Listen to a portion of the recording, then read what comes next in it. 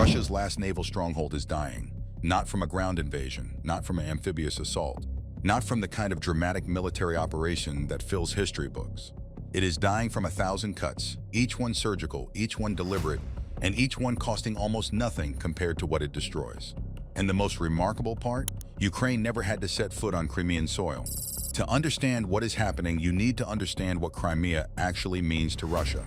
Not symbolically, strategically, because this is not about flags or history or Putin speeches. This is about physics, geography, and a navy that has nowhere left to run. Sevastopol is Russia's only warm water naval base, the only port that doesn't freeze, the only gateway to the Black Sea, the Mediterranean, and beyond.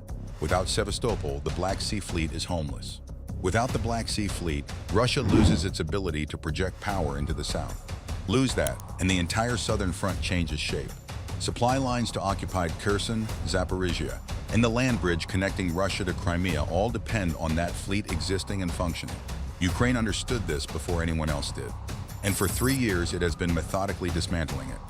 The first signal is the fleet itself, or what remains of it. Before the war, Russia's Black Sea Fleet was a genuine force. Guided missile cruisers, landing ships, submarines, a credible projection of naval power that kept NATO planners awake. Today, 1/3 of that fleet has been sunk or severely damaged. 7 of 12 landing ships are gone. The flagship Moskva, the symbol of Russian naval dominance in the Black Sea, sits on the ocean floor. Struck by 2 Neptune missiles in April 2022, a ship that was supposed to be untouchable, gone in a single night. But the fleet didn't just lose ships, it lost its home.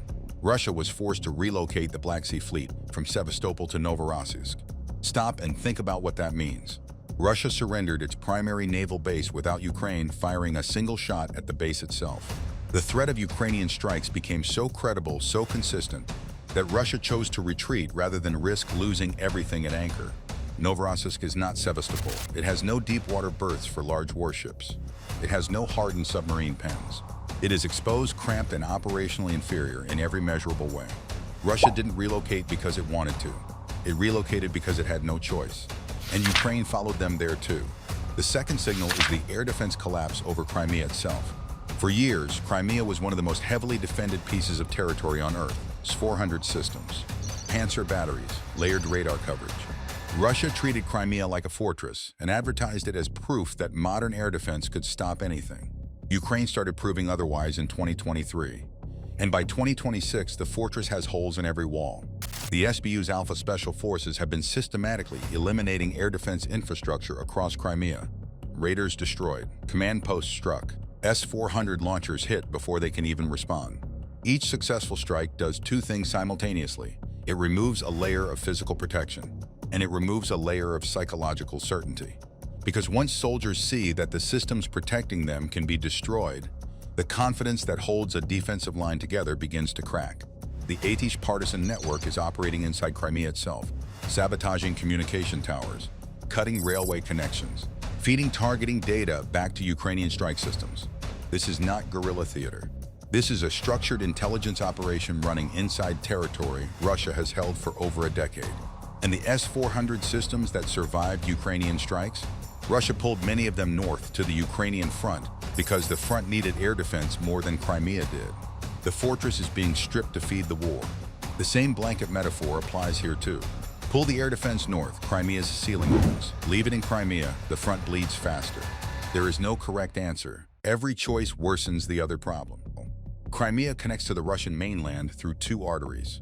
The Kerch Bridge, struck repeatedly and now operating at severely degraded capacity, and the overland corridor through Kherson Oblast, the land bridge Russia seized in the opening weeks of the war specifically to solve Crimea's historic vulnerability. Ukraine has both in its sights. The M14 and E97 highways running through the Kherson corridor are within HIMARS range. They have been struck, ammunition convoys destroyed, fuel depots hit. The corridor still functions, but it functions under fire, which means it functions slowly, expensively, and with constant attrition. Every truck that makes it through does so despite Ukrainian drone coverage, not because it escaped notice. The Kerch Bridge situation is even more revealing. Russia has invested enormous resources in protecting it: naval patrols, drone nets, barrier systems, smoke screens. The fact that Russia treats a bridge's survival as a top military priority tells you everything about how exposed Crimea's supply situation actually is. An army that cannot be reliably supplied cannot hold ground indefinitely. It can hold it for months, even years, but the math only moves in one direction. Crimea is not empty. Russian ground forces remain.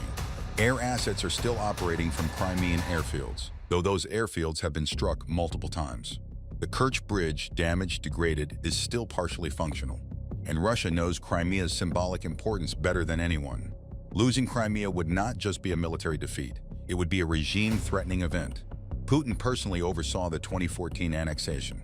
It is the crown jewel of everything he claims to have achieved. That means Russia will fight for it harder than almost anything else. It means reinforcements will be prioritized here when the front elsewhere demands them. And it means the nuclear signaling that accompanies any serious threat to Crimea will be louder than anywhere else on the map. Ukraine appears to understand this too. That is precisely why the strategy is isolation, not invasion. You do not have to take Crimea by force if you make Crimea impossible to hold. You do not have to storm the fortress if you cut off its water, its power, its ammunition, and its air cover. You let the fortress hollow itself out from the inside. When the Moskva sank, Russian state television initially said nothing. Then it said there was a fire. Then it admitted the ship was lost. The gap between what happened and what was said was not just propaganda. It was shock. Because the Moskva wasn't supposed to be strikeable. It had defensive systems. It had radar coverage. It had a crew of over 500 trained sailors. And 2 Ukrainian missiles, weapons that cost a fraction of what the cruiser cost, ended it in one night. That shock ran through the entire fleet. Ships that remain in the Black Sea now operate under the constant awareness that they can be hit. That awareness changes behavior. Ships stay closer to port. Operations become more conservative. Commanders become risk-averse. And a risk-averse navy in a contested sea is a navy that is already losing. The Black Sea has effectively become a Ukrainian operational zone. Not because Ukraine has a navy. Ukraine's navy was largely destroyed in the opening days of the war. But because Ukraine weaponized the sea itself using maritime drones, Neptune missiles, and intelligence networks to make Russian surface operations dangerous enough that the fleet withdrew. Ukraine won a naval war without a navy. That sentence alone deserves to stop you. The final signal is the one that closes the trap permanently. Russia cannot reinforce Crimea at scale without the land corridor. The land corridor is under fire. Russia cannot defend the corridor without the fleet. The fleet has fled. Russia cannot rebuild air defenses over Crimea without pulling them from elsewhere. Pulling them from elsewhere weakens other fronts. And weakening other fronts creates the gaps that Ukraine has exploited every summer for 3 consecutive years. The trap is not a single dramatic move.